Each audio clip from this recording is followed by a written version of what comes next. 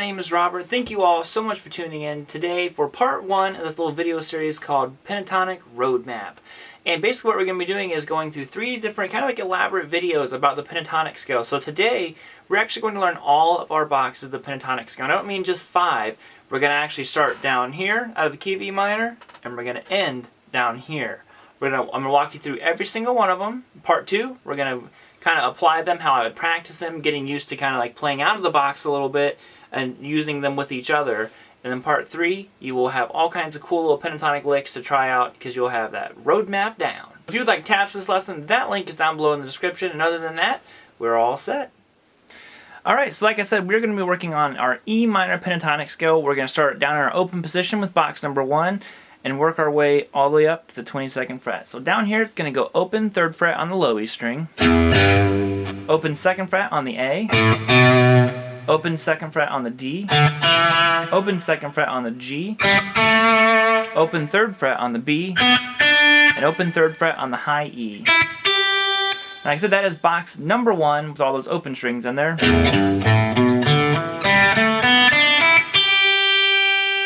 Now we're going to work our way on to box number 2.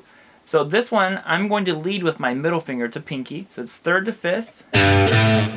Then to the A string is 2nd to 5th.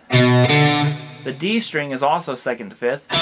So you can kind of see why starting like this gave me an advantage because it kind of has my hand already in position for the other notes. Now on the G, I'm going to go 2nd to 4th. Now I do shift here when I go to the B string. I use my pointer and ring finger, and the reason is just because using my middle finger and pinky isn't necessarily a common like finger situation that I use very often. So shifting here, I don't feel like it's such a big deal. If you want to use your middle finger to pinky, completely go right ahead. I'm just going to use pointer to ring. So it's 3rd to 5th on the B and 3rd to 5th on the high E. So altogether you should have this. And that would be box number 2. Moving on up to box number 3. This one's a great one. It's like the riff mecha center. We'll talk about that a little bit later. I'm going to go 5th to 7th on the low E, 5th to 7th on the A, 5th to 7th on the D, 4th to 7th on the G,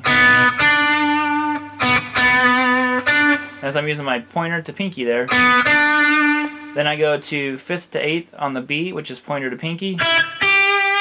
And the high E string is 5th to 7th. So all together.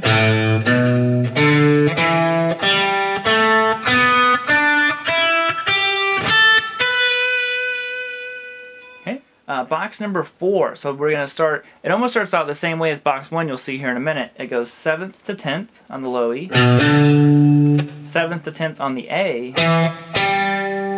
7th to 9th on the D, 7th to 9th on the G.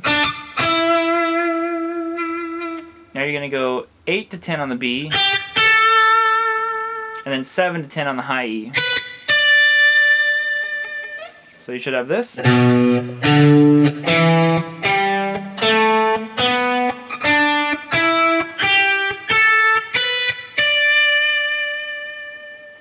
have one more before we start hitting our octave positions, and this is box number 5, which is going to go 10 to 12 on the low E, 10 to 12 on the A,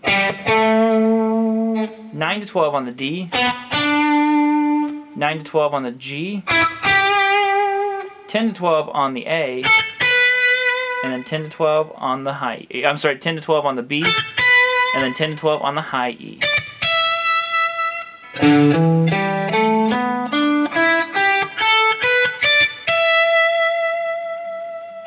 Okay, so here we are. We're going to start at our octave. Now this is the same as the first one, just an octave higher. We're going to go 12 to 15 on the low E, 12 to 14 on the A, 12 to 14 on the D, 12 to 14 on the G, 12 to 15 on the B, and 12 to 15 on that high E. That is box number 1.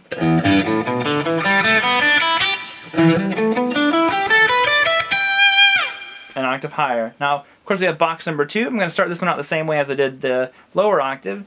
15 to 17 with my middle to pinky. Then 14, 17. 14, 17. 14, 16. 15, 17. And 15, 17. Okay, so we are on to box number 3 now. We're working our way through these. We only have one more left after this. This one's going to go 17 to 19, like I said, box number 3. 17 to 19 on the A.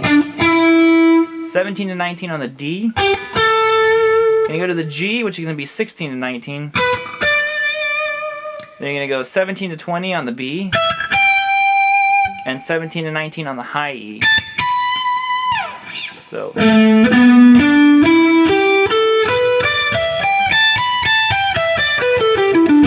So these should be like familiar shapes now. You're probably sitting there like, oh yeah, okay, this is making sense now.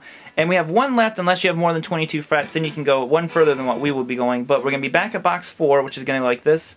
19 to 22, 1922, 1921, 1921, 2022, and then 1922. If you want to bend up, you can go that D note to an E.